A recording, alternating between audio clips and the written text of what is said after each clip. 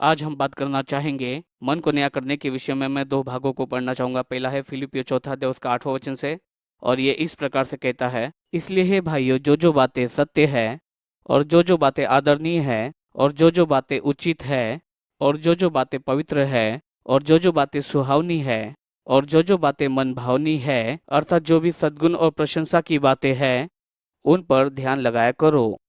अब प्रेरित पौलुस निश्चय ही हमें बताता है ऐसी बातें हैं जिस पर हम लोग ध्यान लगा सकते हैं, यानी हम लोग विचारों को चुन सकते हैं। हम सभी के पास में विचार है जो है कई बार प्रभु के वचन के विपरीत होते हैं। रोमियो 7वां अध्याय उसके 22 और 23वें वचन के अनुसार पाप का नियम, ये शब्द हमारे दिमाग पर हमला करते हैं। बाइबल हमें बताती है कि हमें वह चिड़ियों का घोंसला नहीं बनाना है। हमारे विचारों के द्वारा हम लोग चुन सकते हैं जो हम लोग सोचते हैं। बाइबल हमें ये बताती है जैसा मनुष्य अपने मन में विचार करता है वह आप है, और हमारे विचारों के महत्व के विषय में बाइबल हमें बताती है वो है रोमियो 12वां अध्याय में इन दो वचनों को पढ़ना चाहता हूँ। इसलिए मेरे भाइयों, मैं तुम्हें परमेश्वर की दया स्मरण दिलाकर विनती करता हूँ कि अपने शरीरों को जीवित और पवित्र और परमेश्वर को भावता हुआ बलिदान करके चढ़ाओ, क्योंकि यही तुम्हारी आत्मिक सेवा है। इस संसार के सदृश न बनो, परंतु तुम्हारे मन के नए हो जाने से तुम्हारा चाल चलन भी बदलता जाए। बाइबल हमें बताती है कि हमारे मन के नए हो जाने से हमारा चाल चलन भी बदलता है। जानते हैं, एक पोलो बेसक्राफ्ट अंतरिक्ष में गया, उनको हर 10 मिनट के पश्चात में कोर्स करेक्शन को करना पड़ता था। वे चांद पर ऐसे ही चले गए थे, और जब पृथ्वी पर वे लौट कर आ रहे थे, उनके पास में 500 मील का रेडियस था। वो बड़ी मुश्किल से उस रेडियस में चले आए थे, लेकिन उनकी फ्लाइट पूरी सफल हुई थी। हमें आवश्यकता है कि हम लोग प्रभु यीशु मसीह के साथ में एक संपूर्ण वाचा को बांधे। हमें एक जीवित बलिदान बनना है। जीवित बलिदान की समस्या यह है कि कई बार वह वेदी से नीचे उतर आती है, तो हमें भी इन सुधारों को लेकर आना है। हमें पूर्ण रीति से समर्पित होना है। हमारा हृदय ऐसा होना चाहिए कि प्रभु, मुझे आपकी आवश्यकता है और आपके मार्ग चाहता हूँ, आपके मार्ग चाहिए। लेकिन हमें पूर्ण वाचा को ही नहीं बांधना है। जयवंत मसीही जीवन का जो एक भाग है, ये लिखा गया रोमी 12 अध्याय उसके दूसरे वचन में। ये कहता है, हमें अपने शरीरों को जीवित बलिदान के रूप में चढ़ाकर हमें एक संपूर्ण समर्पण ही नहीं करना है, परंतु हमें अगला कदम भी उठाना है। परिवर्तित होने के लिए हमें तो मन को नया बनाना होगा। हम संसार के जैसा सोच नहीं सकते, क्योंकि हम संसार के नतीजों को ही पाएंगे। हमें पाना है प्रभु के नतीजों को। जैसा कि हमने पहले पढ़ा फिलिपियो चौथा अध्याय उसके 8वें वचन से, हम अपने विचारों को चुन सकते हैं। जो भी बात प्रिय हो, सद्गुण और प्रशंसा की बातों पर ध्यान लगाओ। पुराना नियम मुझे याद आता है, जहाँ पर उन्होंने प्रभु के वचन को लेकर उन्होंने दरवाजे के चौखट पर लगाया। कई बार वे अपने कपड़ों पर लगाते थे, और ये वचन निरंतर उनके सामने रहता था। प्रभु का वचन कहता है, वे हर समय प्रभु के वचन के विषय में बात करते थे। वे प्रभु के विषय में बात किया करते थे। वे तो प्रभु यीशु के विषय बात करते थे, और ये जैसे बच्चों के आगे रात दिन किया करते थे, ताकि वे भी देखकर इन बातों को सीख सके।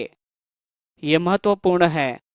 हम जो सोचते हैं, ये महत्वपूर्ण है कि हम लोग प्रभु के वचन को अपने दृष्टि के आगे ही रखें, ताकि हम लोग पा सके एक जीवन को। हम इसके उल्टा जा सकते हैं, हम लोग नकारात्मक बातों की ओर भी जा सकते हैं। अगर हम लोग आदर, सद्गुण और प्रशंसा के विषय में नहीं सोचते और प्रभु के विषय में हम लोग नहीं सोचते, अगर हम नहीं सोचते हैं आत्मा की बातों के विषय में, जैसा रोमी 8 कहता है, मुझे लगता है कि वचन 6 है जो कहता है कि शरीर पर मन लगाना मृत्यु है, परंतु आत्मा पर मन लगाना जीवन और शांति है।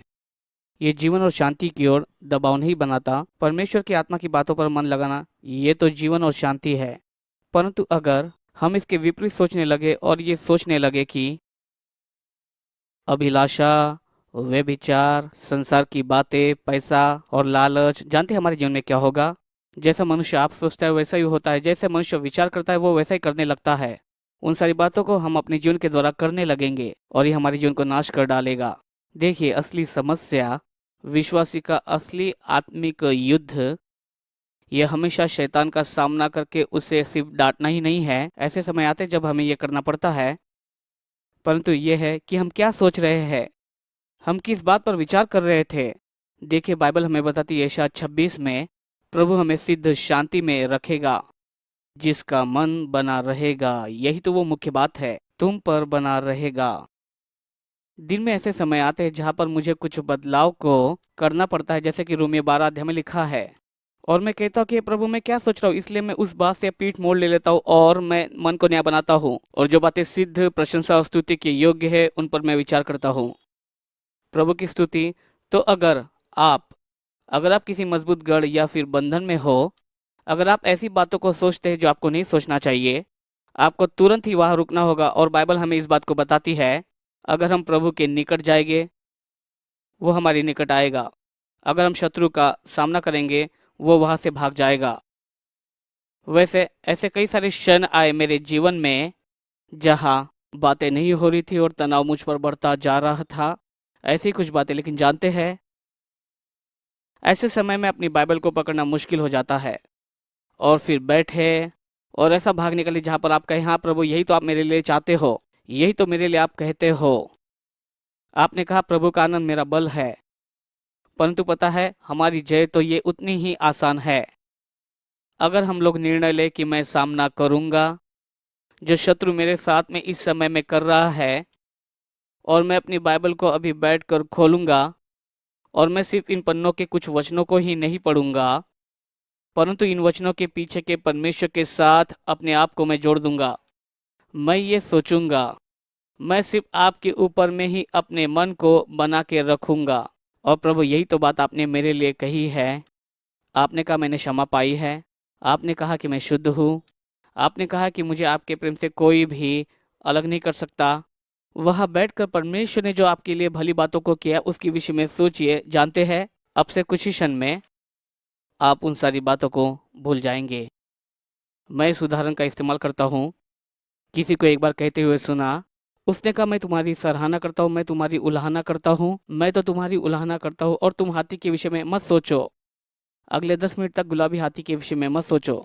जानते हैं क्या हुआ? अगले 10 मिनट तक सिर्फ हम गुलाबी हाथी के विषय सोच रहे थे। फिर उसने पूछा कि स्टैच्यू ऑफ लिबर्टी का रंग कौन सा है, तो किसी ने कहा कि हरा रंग। फिर उसने पूछा कि कौन सा हाथ है जो स्टैच्यू ऑफ लिबर्टी उठाए हुए है, दाहिना हाथ के है बाया हाथ, मुझे नहीं पता कि वो कौन सा हाथ है। किसी ने पूछा कि स्टैच्यू ऑफ लिबर्टी के हाथों में वो क्या चीज है, किसी ने कहा कि मशाल। फिर इस व्यक्ति ने कहा गुलाबी हाथी के विषय में आपके विचार क्या हुए? देखिए वे चले गए थे। देखिए पाप की कोई बात नहीं, लेकिन ऐसा विचार आप बिल्कुल भी ना करें। जानते हैं, क्योंकि हम विचार करते हैं, परंतु वचन हमें ये बताता है कि हमें उन विचारों को बदल देना है प्रभु के विचारों से। और जब इन बातों को हमारी ओर आता हो, हम देखते हैं जिन बातों को हमें नहीं सोचना चाहिए हम बातों को सोचते हैं। हमें तुरंत ही हमें हमारे नए परिचय के विषय में सोचना है, तुरंत ही प्रभु की ओर मुड़ जाए और उसके संपर्क में हम आ जाए। कुछ वचनों को ही नहीं, लेकिन उन वचनों के पीछे के प्रभु के साथ।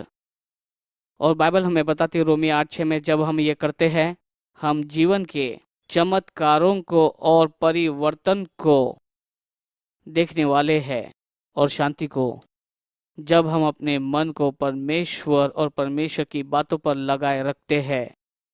भाइयों, आप इसके विषय में सोचिए, और इस दिन आप चले स्वतंत्रता में और आज़ादी में जो मसीह ने आपके लिए खरीदा है। प्रभु आशीष दे।